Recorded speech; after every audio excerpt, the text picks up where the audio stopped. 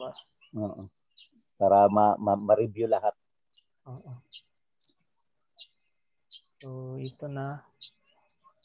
Nakikita nyo na ba yung screen ko?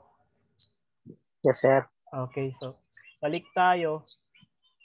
So, di ba yung stop loss percentage natin dito is 7.42.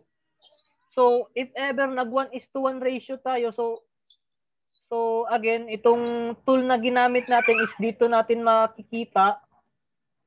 Ang tawag dito is long position. So, ito yung ginagamit natin pag magme-measure tayo ng stop loss at take profit.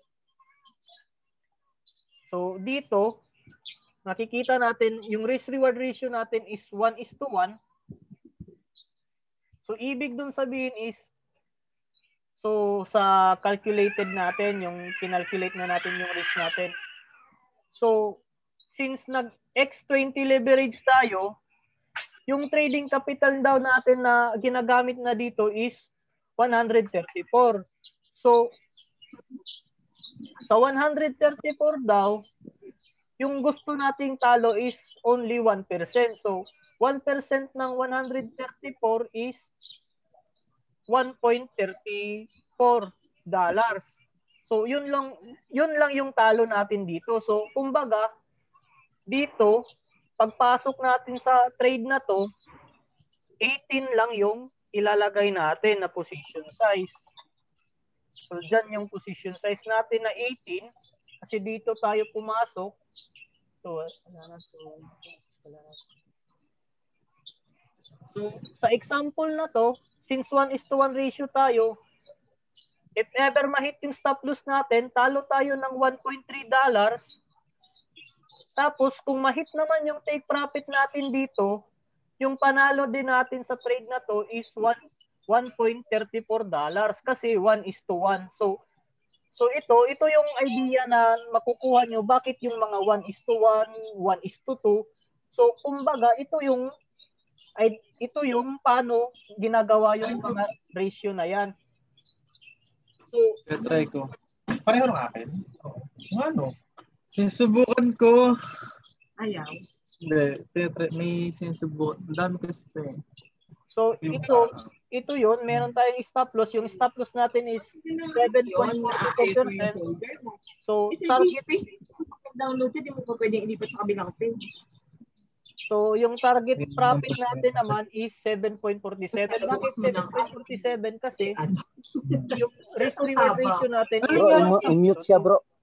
Nung una. Paki-mute siya. Para hindi masama sa recording. Oo. So, ayan, meron tayong 1:1. So, panalo natin dito pag na-hit yung take profit is $1.34. So, yung talo naman din natin dito is $1.34. So, since swing trade siya, mataas yung potential natin na yung trade natin is aabot ng mga 1:5. Like, aakyat siya hanggang dito. Ito is 1:3 kasi yung ratio niya is 3. So, nasa sayo yan kung yung hanapin natin yung previous resistance niya. Saan ba yung previous resistance niya? So, para mas madaling tingnan,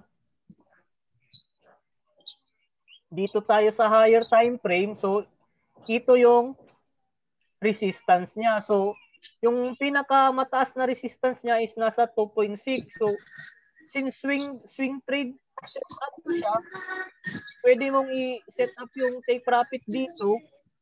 So, anong ratio ng trade na to?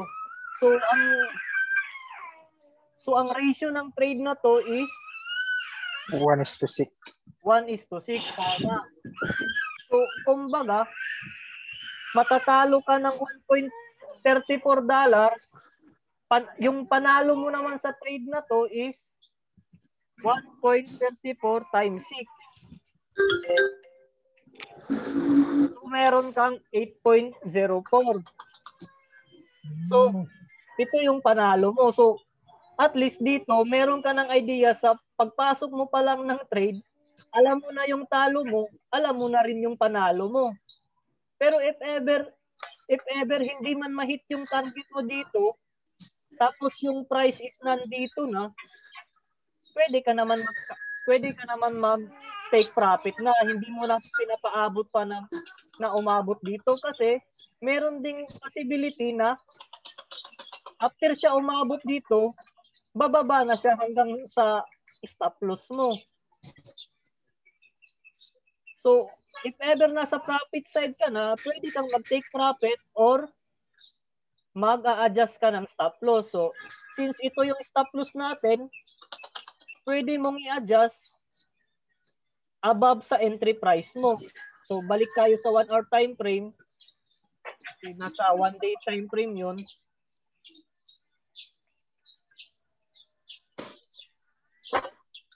So, like dito,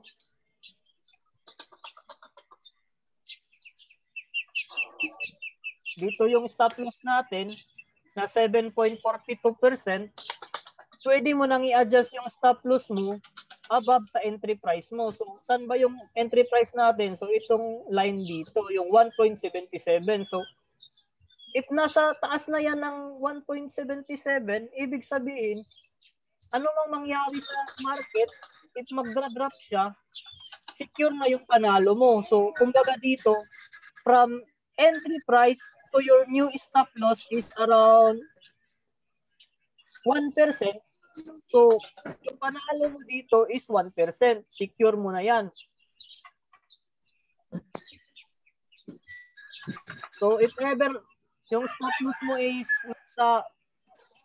above 7.42 na, like dito, ayan, malapit na tayo sa 7.42. So, dyan, secure profit mo na dito is $1.34. Kasi ito yung 1:1 mo. 1:1 ratio mo dito na level. At tapos, since umaakyat pa yung price, pwede mong ina-adjust yung stop loss mo. Pwede mong inaangat yun. So hanggang sa time na, if ever mag-drop man yung price, mag-close na yung trade mo with profit. Hindi ka matatalo. Kasi yung sa akin naman, ito yung ginagawa ko. Pag meron akong trade, tapos nasa profit side na siya, ina-advance ko na yung stop loss ko. Like dito sa 0.5 na risk-reward ratio. So, at least, pag sa level na to, alam ko na pwede ko nang iwanan yung trade. Hindi na ako mag-worry dito kasi nasa profit na ako eh. So, pwede rin tayo na if ever, nasa profit side na tayo, sa Binance, pwede natin iset na mag-take profit tayo ng 50%. So, kumbaga, ibibent kumbaga dito, sa position size ko, ano ba yung calculator? So, dito, sa position size ko, pwede kong ibibenta yung, pwede ba? Kasi 18 lang eh. So, for example dito, hindi tayo makaka-split take profit kasi 18 lang yung position size na gamit natin. Kasi 'di ba yung minimum talaga sa pag-trade, buy and sell is dapat above $10. So, ang mangyayari dito, hindi ko siya ma-split. Hindi ko mabibenta yung 50% kasi 50% dito is $9 lang. So, pag ganito, mag-a-advance stop loss na lang ako. Kasi hindi ko naman siya ma-split TP. So, kasi, for example, ito siya, nasa yung position size natin is like, for example, nasa $30 yung position size natin. So, kumbaga, pag-pump ng price at nasa profit side na tayo, pwede nating ibenta yung $15 worth of alpha natin kasi alpha yung example. So, yung $15, 50% position size natin na $15, pwede na natin to ibenta dito kasi nasa profit na tayo. So, kumbaga, 50% ng position size mo is secured profit ka na.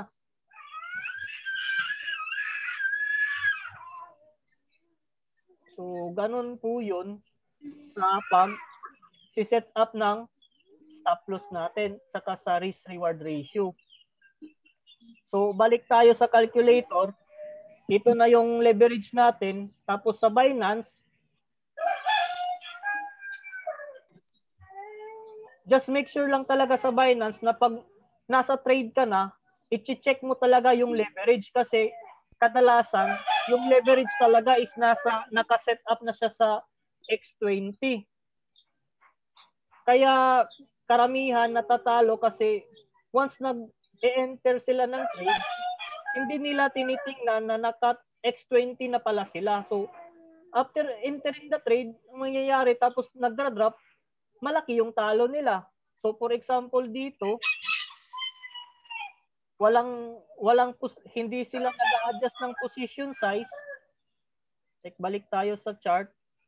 Pag hindi sila nag-adjust ng position size, tapos yung, for example sa atin, naka-X20 na tayo, nag-trade na agad tayo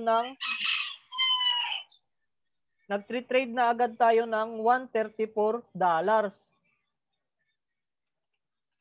Yan. So, sa $134, so dito tayo pumasok, 134 na pala yung pinasok natin, tapos yung account balance ko lang is 6.7. So pag ganito yung mangyari, so dito yung entry price natin, level natin, pag nag-drop yan ng 1%, may talo na akong $1.34. So pag nag-drop yan ng 2%, i-times 2 mo lang yung $134 mo.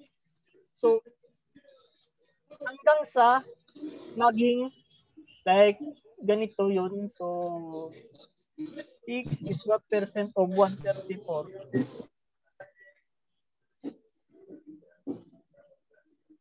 So like 6.7 kasi itong 6.7 is yun yung available balance natin, which is sa Binance pa ito yun, no? Itong dito sa portion na to or sa smartphone nyo yung merong nakalagay na available. So, ito yung available balance natin.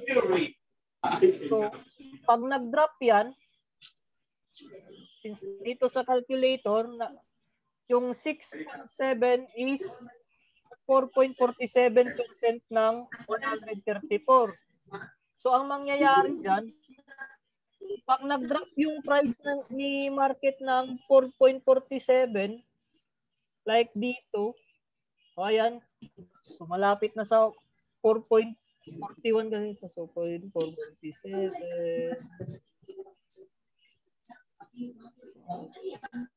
Dyan, malapit kasi medyo shaky na yung kamay ko eh. So, pag nag-drop yung price dito, ibig sabihin yan is liquidated ka na.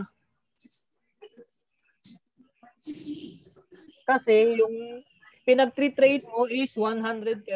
So, dito tayo mag-uusap sa itong cross tsaka isolated. Ibig sabihin itong cross, yung cross is itong account balance mo. Ito siya, itong 6.72. Tapos itong positions, itong isolated naman, yung isolated naman natin is itong position size. Pero, hindi po ito yung position size na nasa Binance na. Kasi itong position size na to is naka-leverage na. So, sa position size na to, like 20 divided by 18.05. So, ito lang yung position size natin sa isolated. $1.1. So, ang nangyari kasi dito, saan ba yun? So, 1.10. Wait lang ha. Kasi baka baliktad ko eh. 0.5 times divided by 20. 0.9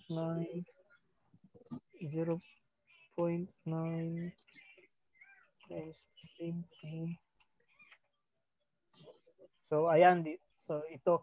So, kumbaga, mga ma'am and sir, so, yung position size natin dito, pag naka-isolated tayo, is 0.9 lang. So, pag nag-cross tayo, yung talo natin is i-deduct sa account balance natin mismo sa 6.72. So, pag naka-isolated naman tayo, yung talo natin is i-deduct siya sa position size natin, which is 0.9. Kasi itong 0.9, naka-leverage tayo ng X20 is equal to 18. So, itong 18 na position size dito sa calculator, so, itong 18 na position size natin sa calculator is naka-times 20 siya. So, since meron na tayong calculation dito, yung entry price natin is 1.76. So, tandaan nyo rin na pag limit is specific yung price natin. So, nagagamit tong limit is kapag if ever dito meron tayong entry pero ayaw mong hindi mo gusto na papasukan mo agad kasi sa tingin mo baka bababa pa yung price. So pwede mong i-set up yung entry price mo sa baba like dito nasa 1.75. So kumbaga nag-aabang ka ng buy order mo. So kung nasa finance na tayo sa pag-set up niyan, nasa limit tayo, i-change mo tong 1.75, dito yung price, i-change mo ng 175. So, tandaan nyo rin na sa pag-set up natin, iba-iba yung stop loss percentage natin kasi most of the time, hindi naman tayo magkaparihan ng entry. Pero isa lang yung binabasihan natin, itong trigger signal natin. So, kumbaga, like dito ka nag-aabang, dito ka gusto pumasok, yung stop loss percentage mo is 6.76.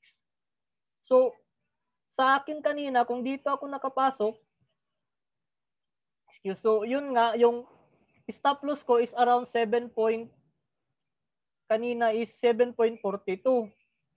So, dapat pag may signal tayo, mag-check ka talaga ng chart, tapos ika-calculate mo yung stop loss percentage mo, tsaka yung risk percentage. Kasi ang nangyayari sa iba, like dito, meron na tayong signal dito na mas specific, like yung pareha ng nakikita natin sa iba. So meron tayong buy zone, meron tayong TP, tapos meron tayong SL. Kasi ang nangyayari dito is, yung SL is nilalagay na lang natin diretso. Wala na tayong calculation kung magkano yung risk percentage natin. So kumbaga, pag nag-trade tayo ng 100, nilagay lang natin ng, like dito, nilagay natin sa 50.50, tapos naka-buy zone tayo sa 56, ang mangyayari dyan is, like, ito, BAL. So, i-example natin to si BAL. Nakapasok tayo sa 56.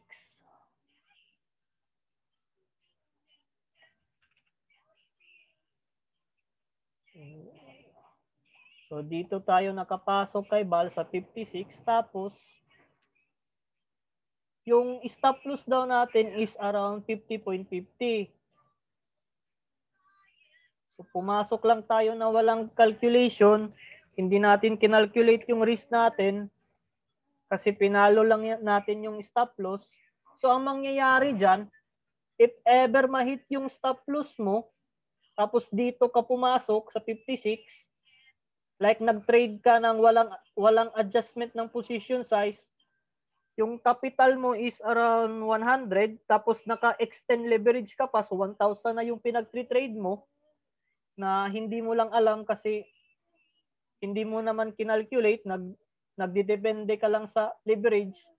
So like kahit na 100 yung capital mo, tapos sabihin natin mag X5 leverage ka lang para hindi masyadong risky. So ang nangyayari dyan is 500 pa rin yung pinag-trade mo. Kasi 100 times 5 is 500. So 500 yung pinag-trade mo dito gamit yung 100 mong capital. Tapos dito ka pumasok, dito ka nag-stop loss kasi yun yung nakita mong stop loss. Pag nag-drop yung price diyan, dito sa entry price natin hanggang sa na-hit yung stop loss mo, which is around negative 9.78%. So ang mangyayari po diyan is magkano ba 'yan? 9.78. So 9.78 o 500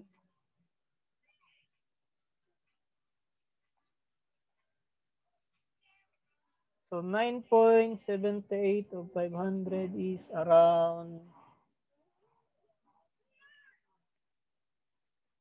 So ito yung talo mo sa trade na yan, which is almost $50. So di ba napakalaki na yung talo versus sa 100 mo? So halos 1/2 na ng trade capital mo yung talo mo. Kasi hindi mo kinalculate yung trade mo. So kumbaga dito 500 na pinag-trade mo, 100 lang yung capital mo, na minusan pa ng 48.9. So matitira na lang sa'yo is around 52 or 51. 51.1 na lang. So hindi siya proper risk management kasi sino bang mag-trade na ipupusta mo kalahati ng pera mo? Kumbaga pa, kung meron kang 1 million, yung sinugal mo dyan is 500,000. So, hindi siya proper risk management. So, sa ganitong senaryo po, ito yung gagawin natin. Dito tayo nag-entry sa 56. So, yung stop loss natin is 50. I-measure na natin. So, gamit na naman tayo ng long position. Itong long position, gagamitin natin dito. I-set natin sa entry price natin. Tapos, itong stop loss, isi-set natin doon sa stop loss price natin. So, magkanong percentage siya? So, nasa 9. So, like, katulad dito, 9.78. So, ilagay na lang natin dyan. So, assume natin 9.78. So, dito, ika-calculate na natin kung magkano lang yung position size na ilalagay natin. So, like 100 yung capital natin dito. 100 yung capital natin dito sa trade na to. Yung stop loss natin is around itong 9.78. 9.78. So, yung leverage natin is times 5 lang. So, sa times 5, meron tayong 500 trading capital. Yung risk naman natin is 1. Kasi, yung standard risk talaga ng isang trader is nasa 1% to 2% per day. So, kada araw is dapat 1% lang yung talo mo. Hindi ka nahihigit pa sa 1%. So for example, kung nag-trade ka kasi nag-leverage tayo, kung nag-trade ka ng $500 kasi kahit 100 lang yung pera mo, yung 100 USDT lang yung pera mo, pero nag-leverage ka ng 5, so $500 yung trading capital mo, tapos yung risk mo is dapat 1% per day lang. So 1% ng 500 is $5. So kumbaga sa kada araw is limit loss mo is $5 lang. If ever natalo ka na ng $5 sa isang araw, sa maaari hindi ka na mag-trade. Bukas ka na naman mag-trade kasi yun yung discipline mo. Yun yung nasa disiplina mo na dapat 1% loss ka lang per day. So, para meron ka ring maraming trade, kahit 1% loss ka lang, so pwede mo itong gawin 0.5. So, kung 0.5 to siya, ibig sabihin, pwede kang makapag-set up ng 2 trade. So, ganito. So, for example, balik tayo sa 1. So, ito yung idea ha. If ever marami tayong entry pero gusto mo lang limit mo is 1% risk, tapos meron tayong 4 na active trades, pwede tayong pumasok ng 4 na trades. So, pwede kang gumamit ng risk na 0.25. So, sa 4 na trades na yon is 1% loss lang pa rin yung talo mo, which is $5. So, kahit na yung stop loss mo is nasa 9.78, yung talo mo dito is $5 lang. Hindi na yung talo mo na aabot pa sa, saan ba yung calculator? So, naaabot sa 48.9, which is half na yun sa capital mo. So, kumbaga dito, kung talo mo is $5 lang, so talo mo dito is $5, so ibig dyan sabihin na bukas sa, so ibig dyan sabihin is meron ka pang natitirang 95 USDT para pang trade mo bukas. So, marami ka pang trades na mapapasukan kasi per day is $5 lang yung budget mo na talo. Kaysa yung first day pa lang nag-trade ka na $48 na yung talo mo, wala ka na. Tapos ang nangyayari diyan, pag ganun kalaki yung talo mo, yung natirang $50 is i-revenge trading mo. So kumbaga yung revenge trading is if ever like dito, nakabili ka dito kasi sobra yung hype, dito ka na pala nakabili kasi nakita mo na aakyat pa siya, tapos ang nangyari nag-drop siya dito, so talo ka na. Then nakita mong nag-green na, pinasukan mo ulit kasi sa tingin mo aakyat pa siya. Tapos ang nangyari, pagpasok mo, all in mo na yung $50 mo, mas lalong nag-drop. So, zero ka na, liquidated ka na. So, gamit ng risk management na to, at least, alam mo na yung magiging talo mo. So, kumbaga dito, yung risk natin is $5. So, ang mangyayari dyan is 1:1. If ever ma-hit din yung take profit mo na nasa 1 na ratio, may panalo kang $5 dito.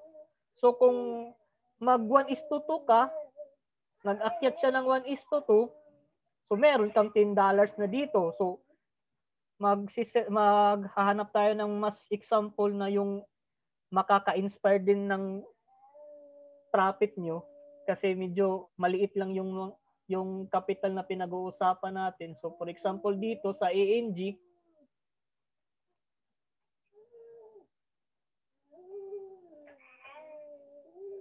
so meron tayong entry signal kay ANG nung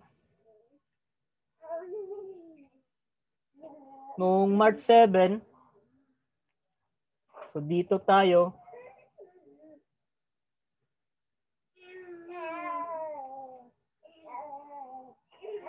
So for example dito,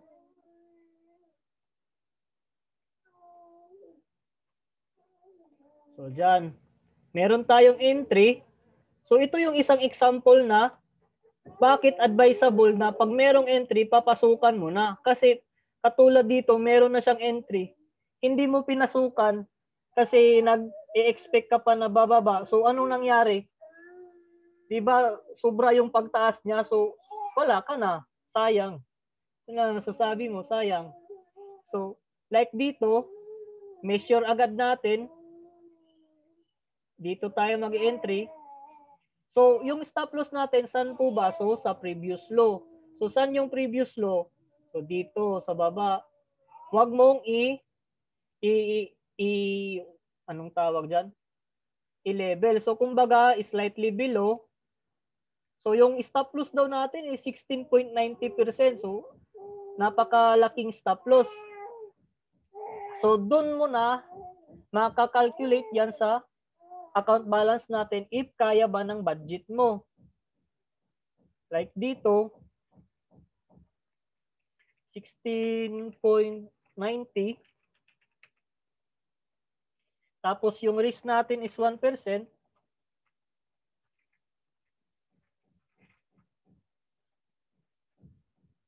So, yung position size daw na gagamitin natin is 29. So, yung talo natin dito is $5. If nag 1:1 ratio siya, $5 din yung panalo natin. So, dito,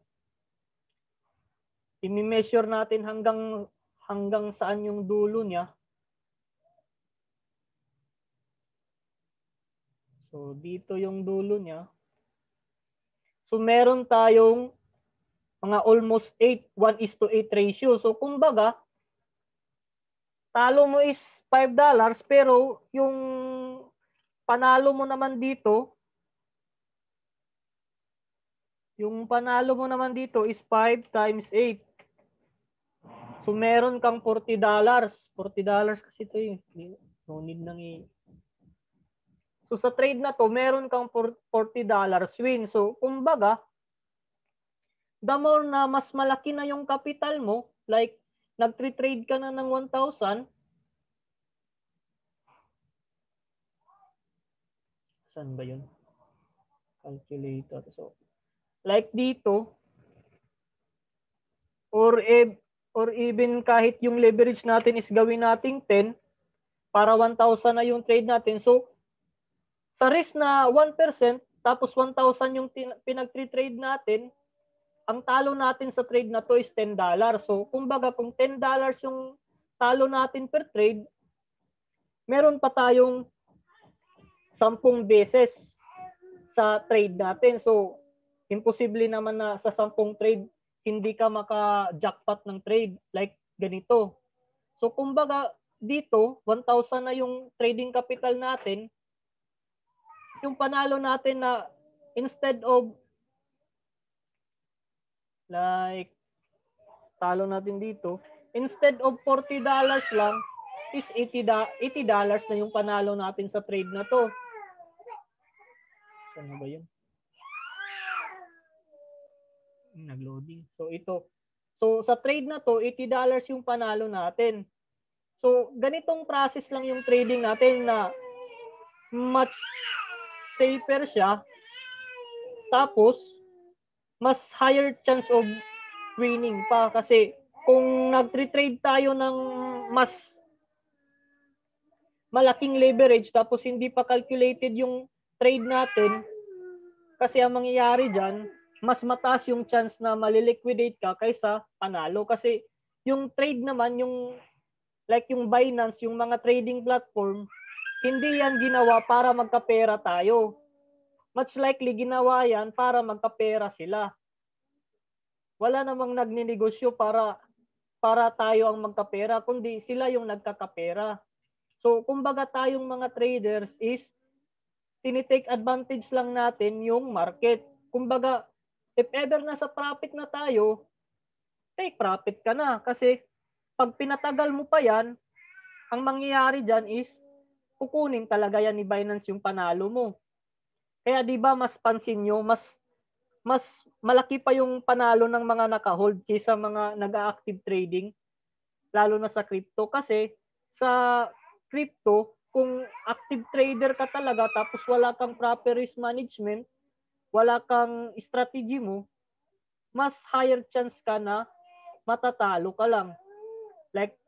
Like yung nanalo ka nga sa alis ng 80,000, pero kung ganun palagi yung ginagawa mong trading style mo, yung panalo mong 80,000 is pwede lang yang mawala ng like 1 minute or segundo lang. Kaya sa strategy na ganito yung trading natin is much more like parang nagpa-passive income tayo. Like meron tayong capital pero pinapagalaw natin, hindi siya yung natutulog lang. So, for example, dito, meron tayong magkanong percentage to? So, like dito, 144.71% gain versus 28.25% gain. So, magkano siya? Yung risk-reward ratio niya is 5. So, kung nag-risk ka ng $10 dito, so, yung profit mo naman dito is nasa $50. So, kumbaga, ang mangyayari dyan, if ever na master mo na yung strategy na to, pwede ka na mag-risk ng malaki. Tsaka meron ka ng malaking kapital. So, for example, dito naman, meron tayong meron tayong setup dito. 'Di ba kung titingnan natin is losing trade siya. Losing trade, pero ang nangyari dito is hindi pa tayo talo. Paano nasabing hindi pa tayo talo sa trade na to? Kasi dahil sa proper stop loss, kung saan tayo nag-i-stop loss. So yung stop loss natin is nasa previous low. Tapos yung previous low natin is, yung risk natin is 1%, which is nasa $10 lang or $5 kasi ikaw naman yung tawag dun. Nasa sayo po yan kung magkano po yung gusto mong matalo lang sayo. So like dito, kung nag-entry tayo dito, pagpasensyahan nyo na talaga yung anak ko, medyo maingay. So, like dito, pag pinasok natin, yung mga big time trader, kung mag-i-stop loss yan sila is nasa baba talaga ng previous dito, which is 44%. Pero tayo, medyo hindi na natin to afford. Kaya karamihan talaga yung mga malalaking pera is ganito sila mag-trade. Matataas yung stop loss nila pero calculated naman yung talo nila. So for example, yung talo ko dito sa stop loss na to is $500. Pero yung winning rate naman nila is malaki kasi swing trade to. Pag hinayaan mo lang yan, like dito, pag umakyat din yan, yung 500 nila na risk dyan is like aabot siya sa dito, yung sa pinakatuktok or kahit dito na lang sa exit. So pag umabot dyan, nasa 2.5. So yung gain naman nila dito sa trade na to is 1,500.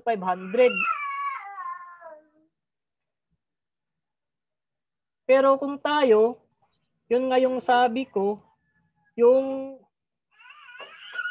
stop loss natin is pwede dito sa